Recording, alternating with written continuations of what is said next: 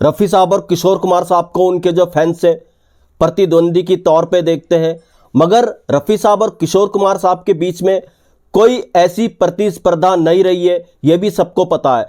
मगर एक गाना ऐसा रहा है, हालांकि आराधना के बाद कहा जाता है कि रफ़ी साहब और किशोर कुमार साहब के बीच में कंपटीशन रहा, जो सरासर गलत बात थी।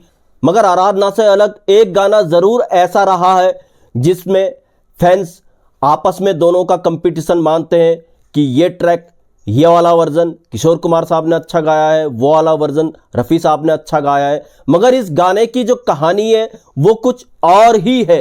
कौन सा ये गाना है? इसमें रफ़ी साहब और किशोर कुमार साहब के जो फैंस थे वो उनको आपस में कंपटीटर के तौर पे देखते हैं।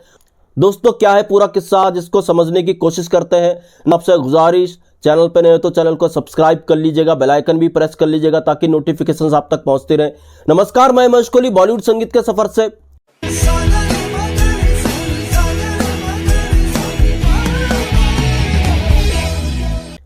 आराधना 69 में आई थी और 69 में ही एक और मूवी आई थी। जी हां, ये मूवी थी प्यार का मौसम।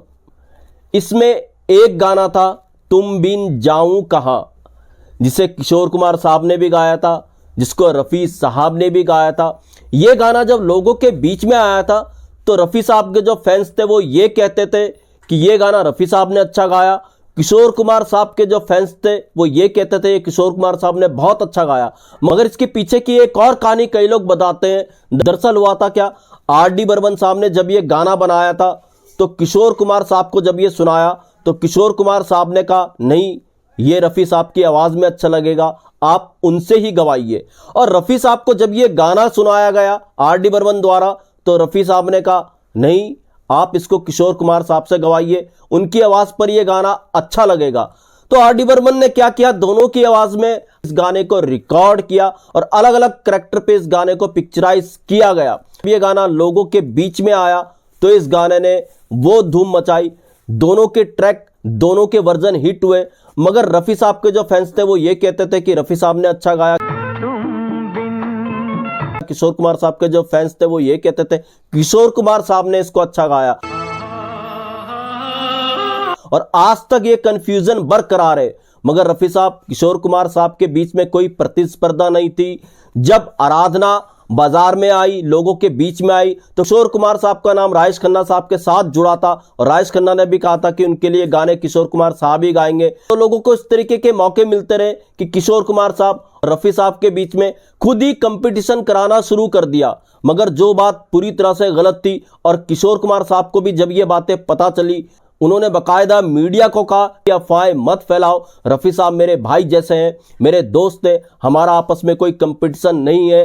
रफ़ी साहब और किशोर कुमार साहब जब आपस में मिलते भी थे तो इस प्रतिस्पर्धा की बात किया करते थे और हंसा करते थे कि लोगों के बीच में कैसा भ्रम है कि किशोर कुमार साहब और रफ़ी साहब के बीच में आपस में कंपटीशन है, जबकि बिल्कुल ऐसा नहीं था।